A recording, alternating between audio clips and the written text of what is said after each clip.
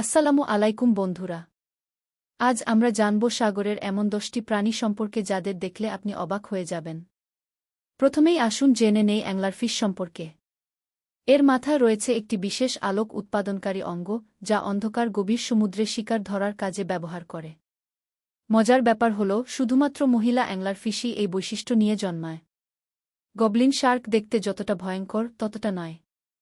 এর সামনের দিকে লম্বা নাকের মতো অংশটি আসলে শিকার ধরার রাডার হিসেবে কাজ করে। এরা সাধারণত 1000 মিটার গভীরে বাস করে। ব্লবফিশ হয়তো বিশ্বের সবচেয়ে কুৎসিত প্রাণী হিসেবে পরিচিত, কিন্তু গভীর সমুদ্রে এরা দেখতে একদম অন্যরকম। উপরে আনার সময় চাপের পরিবর্তনে এদের চেহারা এমন হয়ে যায়। সি স্লাগ বা নিউডিব্র্যাঙ্ক সমুদ্রের সবচেয়ে রঙিন প্রাণীদের একটি। এদের শরীরে থাকা উজ্জ্বল রং আসলে অন্য প্রাণীদের সতর্ক করার জন্য যে এরা বিষাক্ত।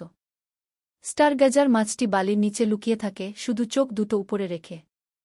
এর চোখ এবং মুখ মাথার উপরে থাকার কারণেই এর এই নাম। ডাম্বো অক্টোপাস তার কানের মতো দেখতে পাখনার জন্য এই নাম পেয়েছে।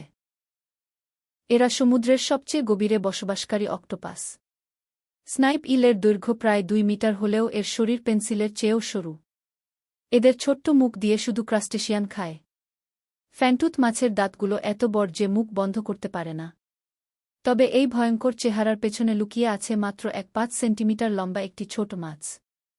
বারেলেই ফিশের মাথা স্বচ্ছ, যার ভিতর দিয়ে তার মস্তিষ্ক দেখা যায়।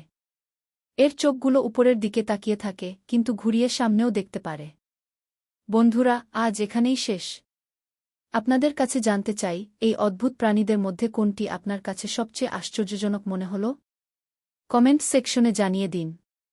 আর হ্যাঁ, আরও এমন মজার তথ্য পেতে চ্যানেলটি সাবস্ক্রাইব করে বেল আইকনে ক্লিক করতে ভুলবেন না। ভালো থাকবেন, আবার দেখা হবে পরের ভিডিওতে।